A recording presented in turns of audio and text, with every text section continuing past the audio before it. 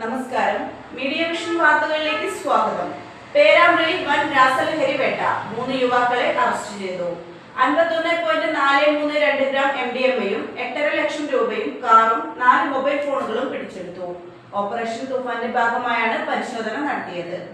Operation തൂഫാന്റെ ഭാഗമായി നടത്തിയ പരിശോധനയിൽ പേരാമ്പ്രയിൽ പിടികൂടിയത് 51.432 ഗ്രാം MDMA-യും 8.5 ലക്ഷം രൂപയും ക്രെറ്റ കാറും.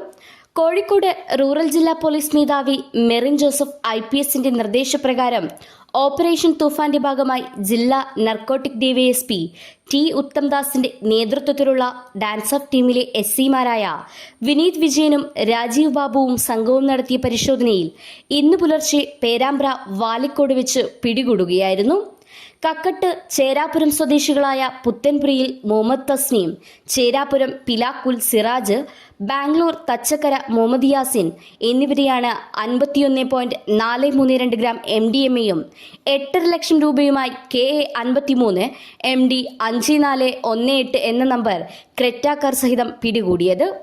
ബാംഗ്ലൂരിൽ നിന്നും കോഴിക്കോട് എത്തിച്ച് വിൽപ്പന നടത്തുന്നതിനിടയിലാണ് ഇന്ന് പുലർച്ചെ വാലിക്കോട് മുളിയങ്ങൽ റോഡിൽ വെച്ച് റൂറൽ SPക്ക് ലഭിച്ച വിവരത്തിന്റെ അടിസ്ഥാനത്തിൽ ഡാൻസ് ഓഫ് സംഘത്തിന്റെ പിടിയിലാകുന്നത്. കാറിന്റെ ഡാഷ്ബോർഡിനുള്ളിൽ ഒളിപ്പിച്ച നിലയിലായിരുന്നു MDMA. പണം സീറ്റിനടിയിൽ കവറിൽ ഒളിപ്പിച്ച നിലയിലായിരുന്നു.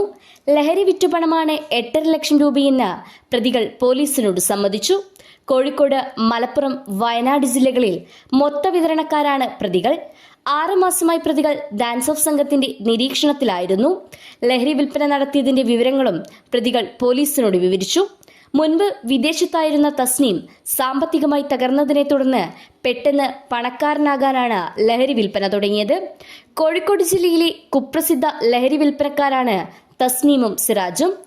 ആഡംബരക്കാരുകൾ വാടകയ്ക്കെടുത്തും യുവതികളെയും ചെറുപ്പക്കാരെയും ലഹരി ശൃംഖലയിൽ ചേർത്തുമാണ് വിൽപ്പന നടത്തിയിരുന്നതെന്നും സ്ത്രീകളെ കരിയറായി ഉപയോഗിച്ചതായി വിവരം ലഭിച്ചിട്ടുണ്ട്.